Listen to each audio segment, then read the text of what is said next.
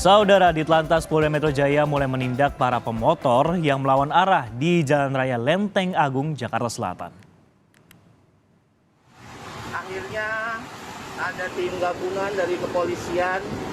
Meski pelanggar menurun tak sebanyak kemarin, saudara, masih ada saja pemotor yang nekat melawan arah. Petugas Gakum Ditlantas Polda Metro Jaya pun disiagakan berjaga di Jalan Raya Lenteng Agung, Jakarta Selatan, melakukan penindakan terhadap pengendara yang melawan arah. Pemotor yang melawan arah pun juga langsung ditindak dengan tilang mobile ITLE. Dan saat ini kita sudah bersama dengan praktisi keamanan berkendara Safety Defensive Consultant Indonesia, Sony Susmana. Selamat pagi Mas Sony. Selamat pagi, apa kabar? Baik, Mas Sony, ini kita langsung saja. Ini sudah viral, akhirnya kemudian polisi melakukan penjagaan dengan mobile ITLE. Perlu nggak sih sebenarnya sanksi pidana untuk pemotor ataupun juga kendaraan yang melawan arah? Ya, menurut saya penegakan hukum ini harus tegas, harus jelas, nggak pandang bulu ya. Orang yang melanggar itu adalah orang yang melawan hukum. Tidak hanya membahayakan diri dia, tapi orang lain. Kalau dia mau membahayakan diri dia tidak melibatkan orang lain, silakan. Ya, penting sekali langsung ditindak dari kasus yang kemarin. Karena setelah 1 hari kejadian kemarin, banyak sekali yang melanggar di tempat yang sama. Nah, yang teman-teman polisi harus tahu, mereka rata-rata melanggar itu sebelum melanggar melihat dulu ada petugas atau enggak. Kalau nggak ada petugas mereka melanggar, tapi kalau ada petugas yang jaga di situ, berdiri dan sebagainya, pasti mereka akan mengurungkan tindakan-tindakan pelanggaran. Di sini pentingnya pemahaman arti berlalu lintas. Di sini ada sebuah tatanan peradaban lalu lintas yang dibuat supaya tertib nih, masyarakat harus paham sekali. Diciptakan supaya terbentuk budaya yang baik. Nah, budaya yang baik tersebut pasti minimal risikonya tuh kecil, gesekan bahayanya tuh rendah. Otomatis kita lebih baik lagi ketika kita melepas keluarga, teman, saudara di lalu lintas. Kalau sekarang dengan kondisi kayak gini kan kita semua worry. Nah, tapi kan kalau sejauh ini biasanya ini kan dilakukan penilangan, terus diambil surat-suratnya seperti itu, Mas Sony. Tapi kalau misalnya dilakukan penarikan motor atau mungkin dilakukan pidana ini seperti apa? Membuat efek jerakah kepada masyarakat sebenarnya? Ya mungkin sanksi hukumnya masih sangat-sangat murah ya, ditilang gitu. Kalau perlu ya pelanggar ini 1-2 kali di tempat yang sama ya ditahan motornya, kendaraannya. Karena sudah membahayakan.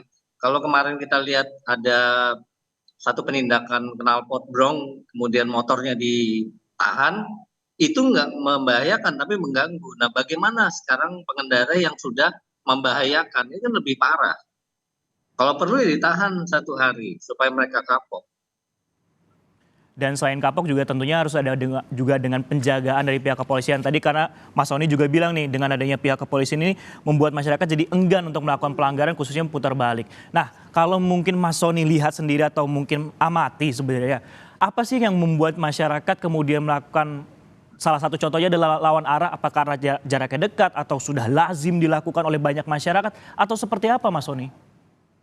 Ya, di sini banyak sekali orang yang berpikir coba untuk melakukan satu pelanggaran dengan pertimbangan mungkin ya jaraknya lebih dekat, kemudian tanggung, kemudian lebih mudah, irit bahan bakar.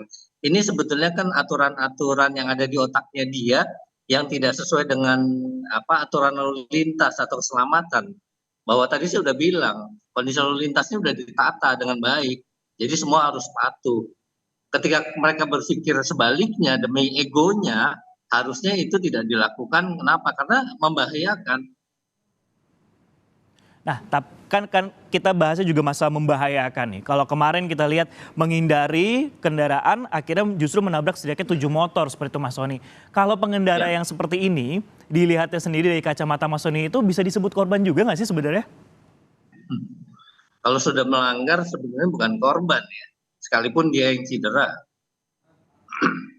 Jadi memang sebaiknya hukum ini ditegakkan, aturan-aturan itu jelas supaya clear.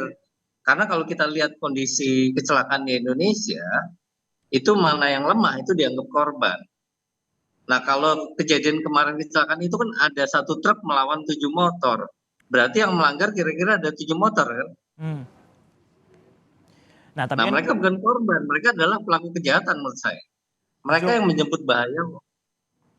justru malah jadi pelaku kejahatannya. Nah, Mas, tapi kan juga Iya. cukup menarik di sini bahwa ketika ada orang ataupun juga masyarakat yang patut dan juga tertib berlalu lintas ini yang untuk ngasih tahu nih ataupun juga melakukan edukasi lawan arah malah lebih galak kalau ditegur.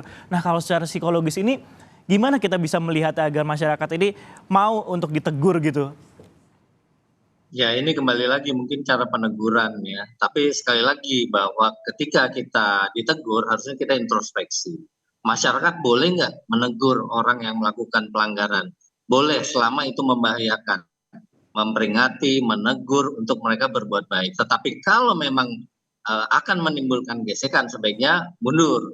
Tetapi paling tidak kita sudah berbuat baik menegur mereka. Kenapa? Membahayakan tadi. Nah, kasus kemarin ada YouTuber melakukan eh, peneguran segala macam kemudian terjadi konflik. Menurut saya orang yang melanggar itu dan yang mengumpulkan massa sudah tidak punya malu.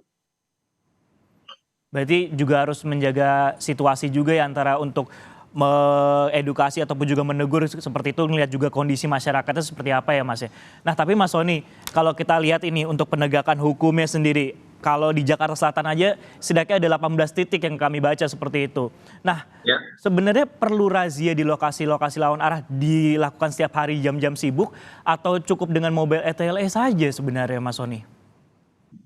Untuk memperbaiki kondisi lalu lintas, kemudian meningkatkan budaya yang tertib, ya, kedepannya memang teman-teman polisi harus melakukan penjagaan secara rutin. Jadi nggak bilang pagi, siang, sore, malam, kalau perlu setiap saat.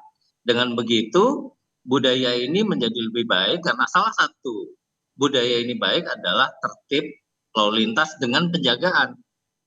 Karena kalau tanpa dijaga, mereka akan balik lagi lewat situ dan melanggar.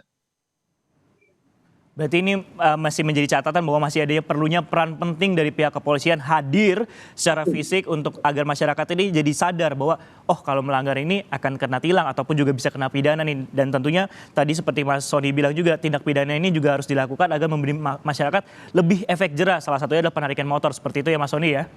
Betul. Oke baik, Mas Sony terima kasih telah bergabung dengan Sapa Indonesia Pagi terkait masalah kemudian pelanggaran lalu lintas yang akan dilakukan penindakan oleh pihak kepolisian. Terima kasih telah bergabung bersama kami Mas Sony. Terima kasih. Selamat pagi. Selamat pagi.